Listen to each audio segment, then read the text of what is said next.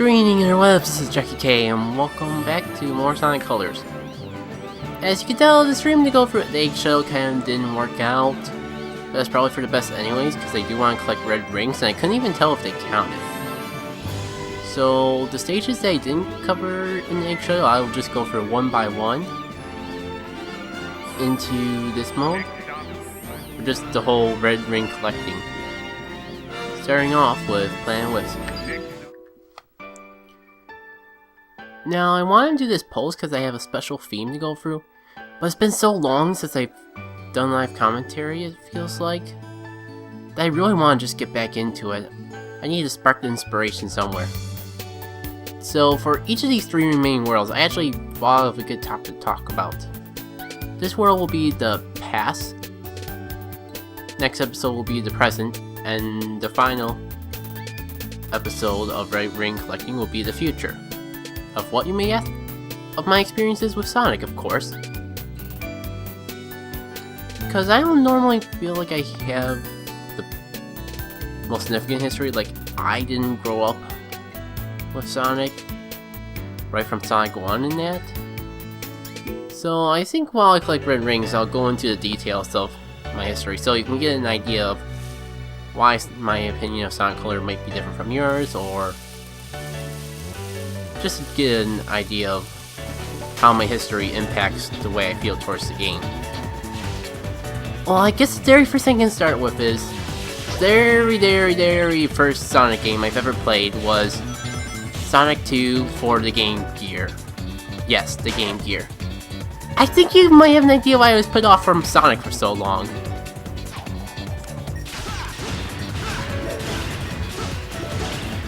The first non-Nintendo console I've ever owned was a Game Gear by Sega, and I believe I just either got it off a thrift store or a friend gave it to me. By friend I mean relative, because my experiences are more with family when it comes to socialization than friends, especially back then. Maybe it was just because I was a kid. I feel like if I were to go back and play Sonic 2 on the Game Gear, that those experiences would be a lot better. They would be able to see the game better. But I think the thing that turned me off was the menu. It said like Tails was kidnapped and the only way you could save him was getting all the Chaos Emeralds. Big problem though. Even if I knew what I was doing, I still wouldn't be able to save Tails if the instruction manual was correct, because I had no idea how to get Chaos Emeralds because I was a little kid, and everyone always has a hard enough time trying to get Chaos Emeralds. Even when they're not kids, although back then I'm pretty sure those old Sonic games were when a lot of people played them when they were kids. So, I'd say I didn't really get into Sonic until I got a Nintendo GameCube so many years later. When I got hit the Nintendo GameCube, one of the consoles that I got a console for it. Maybe this was why I wanted to do a post, but no turning back now. Gotta learn not to be afraid of making mistakes. Back in topic though, when we got the Nintendo GameCube, I got a game for it, and my sister got a game for it. The game I got for it was Sonic Adventure 2 Battle. And that was how I really got into Sonic. Sometimes afterwards, I don't remember if it was already out before I got Sonic Adventure 2, or if they actually did it out of order, but I did not realize that Sonic Adventure DX existed until after getting Sonic 2, or Sonic Adventure. Oh, come on, it's so freaking close. So when I discovered Sonic Adventure DX, I got it. And I thought it was a sequel back when I was a kid, remember. I had no idea about the Sonic Adventure games. Well, maybe I came across a kiosk For those of you who are like me, who have no idea what kiosk was until like a couple of years ago, those are all those game demos you play at the stores. I think I did play Sonic Adventure on that once before. Ugh, hooey. But I guess it because I was still a kid, I didn't make the connection that the two were related. So I was a little disappointed because Sonic DX looked a lot worse than Sonic Adventure 2.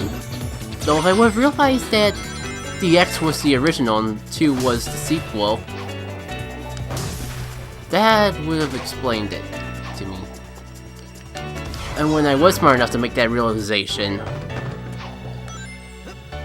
it was, yes, an astounding astonishment, and then everything clicked together.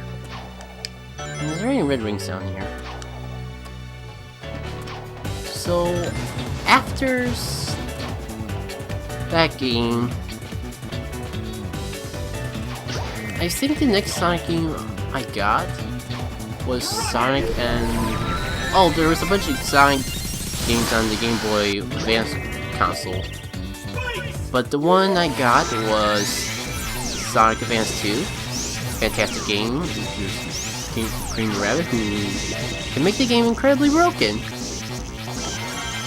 And I actually like her characterization, unlike a lot of people. Although a lot of her characterization didn't really come about till Sonic Battle. And I know, a spin-off game having the characterization of a character that makes me respect her. But it's true. In fact, I want to cover... The biggest thing that would inspire me to cover Sonic Battle someday is just Cream Story Mode. Is that significant to her character? But moving on from that subject, red ring count, a little bit better, but let's go to the other stage that I haven't got a lot of red rings in and see if I can get a couple new ones.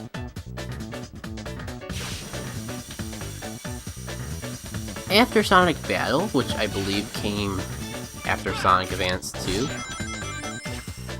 next Sonic game I can recall playing is Sonic Rush.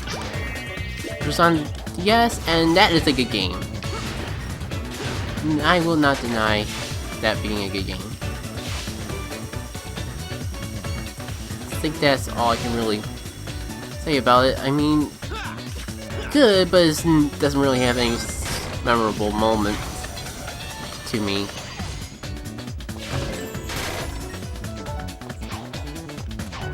Although I swear somewhere along the line, maybe it was either before or after Sonic Rush that I picked up Sonic and Secret Rings. Granted, I only rented Sonic and Secret Rings, so maybe my opinion would have been different if I actually played for the full game, but I actually liked it, unlike a lot of people. I had a hard time understanding what all the complaints reviews were about. They were basically saying that the controls were bad for the game.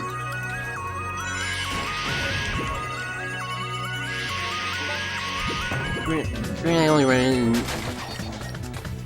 The feelings I had about it in the past, though, really make me want to get my hands on it and try it out in the future.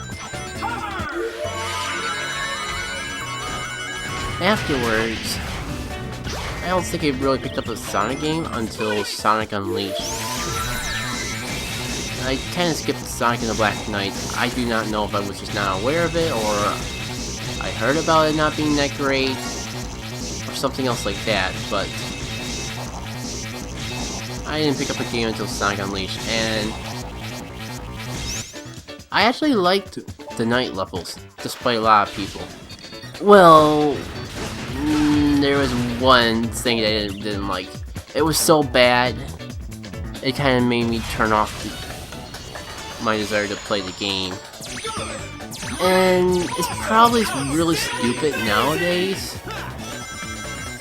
but it wasn't defiant and like, call me crazy, but I like swinging my remotes around. It kind of reminded me of playing the drums. I think I did kind of talk about that in the ending of my Sonic Colors playthrough though, during the credits. No, what turned me off from it, if I didn't explain it already, was those freaking key puzzles, where you had to like find 3 pieces. Sure, they were fine at first, but there's one that I could not freaking find one of the pieces for, and just dragged out the level much more than it needed to be. So I never finished Unleashed because of that.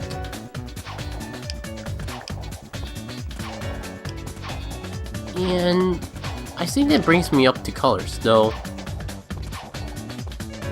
that really be safe for when I talk about the game presently. Maybe I could have spaced that out better, but hey, live and learn.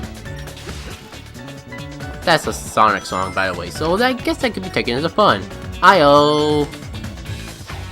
No, I am not trying too hard. What would make you think that? Since I have a little time before beating this level, I think I'll go a little more into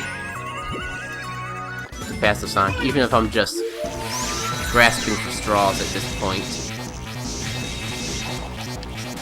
Though actually we're about at the end of the level. If I could just find it. I was right there. Why did I have to freaking fall? That was pathetic. Come on, don't make me have to like go up. I could try to find more to talk about, but I think that covers most of the basics, and I would just be stuttering like I am right now if I tried to expand it anymore. So that was 2 levels. I don't think I picked good levels to really get an idea of the Wisp powers, but then again, we did Planet Wisp last in the playthrough, so there wasn't really anything new to show.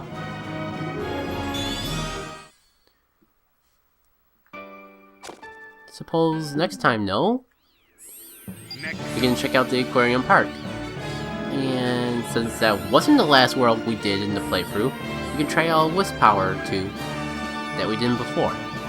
This has been Jack K, and until then, I'll see you all later.